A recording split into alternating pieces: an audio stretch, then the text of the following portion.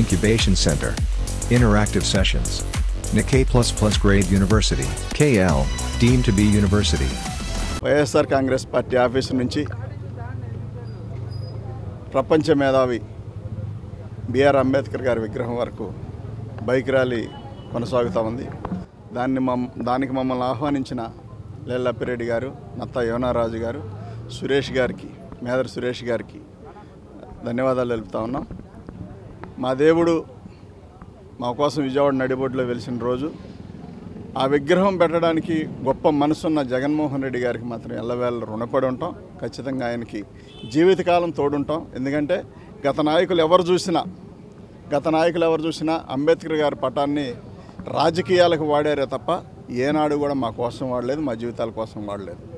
మా దేవుడిని ఎక్కడైనా పెట్టాలి, మా అంబేద్కర్ గారిని ఎక్కడైనా పెట్టాలంటే చంద్రబాబు నాయుడు గారు గతంలో కాల్మనీ సెక్స్ రాకెట్ విషయంలో అసెంబ్లీలో ప్రస్తావన రాగానే దాని నుంచి తప్పించుకోవడం కోసం చంద్రబాబు నాయుడు అసెంబ్లీలో మహానుభావుడి పేరును వాడుకొని 125 అడుగుల విగ్రహాన్ని మేము అమరావతి ప్రాంతంలో పెడతామని చెప్పి అదే ప్రాంతంలో పెట్టడానికి మరి ఎక్కడ పెట్టారా అంటే చివరికి తీసుకెళ్ళి తను సామాజిక వర్గంలో ఉన్న ప్రదేశంలో కాకుండా ఎక్కడో తీసుకెళ్ళి, ఎక్కడంటే ఆ మారుమూల గ్రామంలో శాఖమూరులో తీసుకెళ్ళి ముళ్ళ పొదల్లో కొద్దిపాటి వర్షం వస్తే పూర్తిగా నిండిపోయే ప్రదేశంలో అంబేద్కర్ గారి విగ్రహం పెట్టాలని చూశాడు చంద్రబాబు నాయుడు. కానీ జగన్మోహన్ రెడ్డి గారు ఏమనుకున్నారంటే ఆయన ఉండాల్సిన ప్రదేశం అది కాదు, ఖచ్చితంగా ఆయన మన మధ్యలోనే ఉండాలి, కాబట్టి నడిబొడ్డులో ఉండాలని చెప్పి విజయవాడ తీసుకొచ్చి విజయవాడ నడిబొడ్డులో ఎటు నుంచి ఎంటర్ అయినా కానీ అంబేద్కర్ గారి విగ్రహం కనిపించే విధంగా ఎటువైపు నుంచి విజయవాడకి ఎంటర్ అయినా కానీ తీసుకొచ్చి అక్కడ పెట్టి వేల కోట్ల రూపాయల స్థలం వాల్యూ, అలానే 500 కోట్ల దాకా ఖర్చు పెట్టి విగ్రహం పెట్టడం అంటే చిన్న విషయం కాదు. దానికి మనసు ఉండాలి. ఖచ్చితంగా ఆ ఇజం కూడా, అంటే అంబేద్కర్ గారి ఇజం కూడా మనసులో ఉండాలి. అది లేనప్పుడు ఎంతసేపటికి కూడా అది ఎప్పటికీ జరగదు. కానీ ఆ ఇజం ఉండబట్టే జగన్మోహన్ రెడ్డి గారు ఇంత పెద్ద ఎత్తున ప్రపంచం మొత్తం తలెత్తి చూసేలాగా ఇవాళ ఆ విగ్రహం పెట్టడం జరుగుతూ ఉంది. ప్రపంచంలో అతి ఎత్తైన విగ్రహం ఏదైనా ఉందంటే అంబేద్కర్ గారి విగ్రహమే. కాబట్టి ఆ మహానుభావుడి విగ్రహం మరి విజయవాడ నడిబొడ్డులో పెట్టడం మేము చాలా సంతోషంగా ఫీల్ అవుతా ఉన్నాం.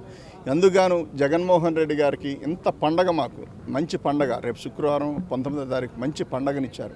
ఆ పండగ ఇచ్చిన సందర్భంగా ఎల్లవేళ మా ఎస్సీలు, బీసీలు, మైనార్టీలు, అణగారిన ప్రతి పేదవాడు కూడా జగన్మోహన్ రెడ్డి గారితో ఉంటామని చెప్పి తెలియజేస్తూ ఈ మంచి అవకాశం మాకు ఒక పండుగ రోజు కల్పించినందుకు మరొకసారి జగన్మోహన్ రెడ్డి గారికి ధన్యవాదాలు చెప్తూ, ఎక్కడైతే అణచివేతకు గురయ్యారో, ఏ ప్రాంతంలోనైతే అంబేద్కర్ గారు అణచివేతకు గురయ్యారో ఆ ప్రాంతంలోనే జీవెత్తున ఆకాశానికి ఎగిరిన మహానుభావుడు, రాజ్యాంగం రాసి ప్రజలను మన్నన పొంది, అదేవిధంగా ఎక్కడైతే కాదు కూడదన్నారో అదే ప్రాంతంలో ఇవాళ ఆయన నిలబెట్టారంటే ఖచ్చితంగా అది జగన్మోహన్ రెడ్డి గారు తీసుకున్న గొప్పతనమే తప్ప మరొకటి కాదు.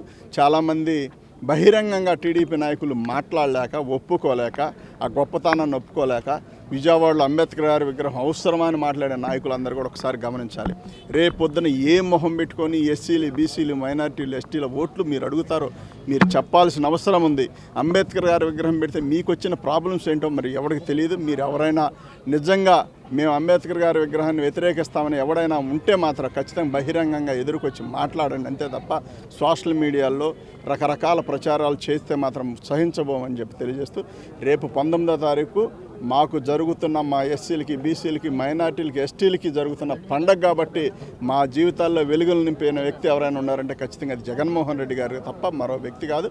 దయచేసి అర్థం చేసుకోవాల్సిందిగా కోరుకుంటూ, మీకు చేతనైతే మహానుభావుడికి నివాళులు అర్పించాలి తప్ప ఎక్కడా కూడా ఏది కామెంట్ చేసినా ఊరుకోమని చెప్పి తెలియజేస్తూ, ఈ చక్కటి అవకాశం కల్పించిన మరి మా అన్న లేల్లప్పిరెడ్డి గారికి, అదేవిధంగా నత్తా యోనారాజు అన్నకి, మరి మేదర్ సురేష్ తమ్ముడు కూడా ధన్యవాదాలు తెలుపుతూ సెలవు తీసుకుంటాం. మరిన్ని వీడియోస్ కోసం ఛానల్ ని సబ్స్క్రైబ్ చేయండి, లేటెస్ట్ అప్డేట్స్ కోసం వాట్సాప్ ఛానల్ ని ఫాలో చేయండి, అండ్ లింక్ డిస్క్రిప్షన్ లో ఉంది.